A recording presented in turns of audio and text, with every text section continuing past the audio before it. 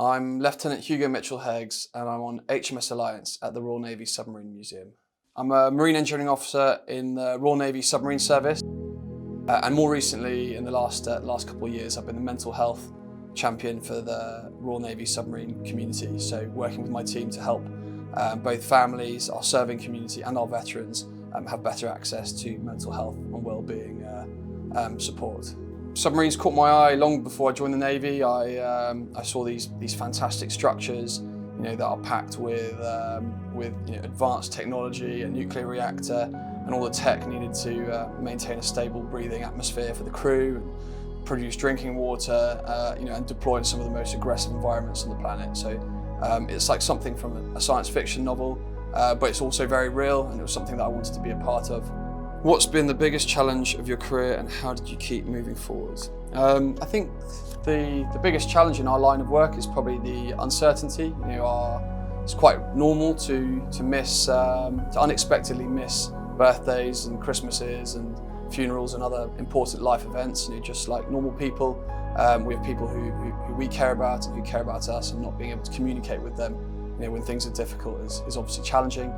But I suppose a great thing about our submarine community is we are really well united. We do take care of each other, both crews and as a wider community. So I think being there for each other and communicating with each other is really important. But humour is also a really special part of our ethos. Finding humour in the darkest of moments, trying to have a laugh and trying to enjoy yourself helps you live in the present a bit more and make those tough moments a little bit easier.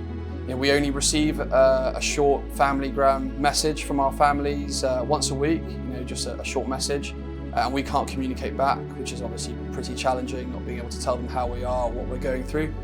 But of course, there's also the other luxuries that everyone takes for granted in everyday life, being able to breathe fresh air and see sunlight and have a shower for more than 40 seconds a day, all considered as luxuries. But that aside, we get through it by looking after each other, looking after our crewmates, talking to each other. If you're experiencing something difficult, chances are someone else will. So turning to each other for that support is really important. How do you keep up good levels of nutrition? I think this is down to our chefs and how good they are. They're probably the hardest working people I've had the pleasure of working with on submarines. They work 24/7, for the whole deployment to make sure that 150 hungry mouths are fed.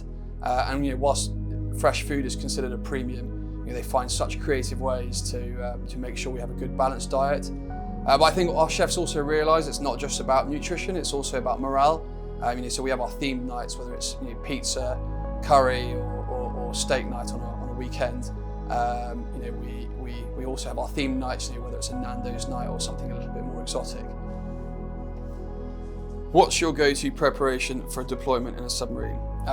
Making sure that my Kindle is preloaded with good books is obviously important, but I think packing as much good coffee and good biscuits as possible is really important. It helps break the tension during those long middle watch shifts with your crewmates, and and brings a little bit of morale and puts a smile on your face as well.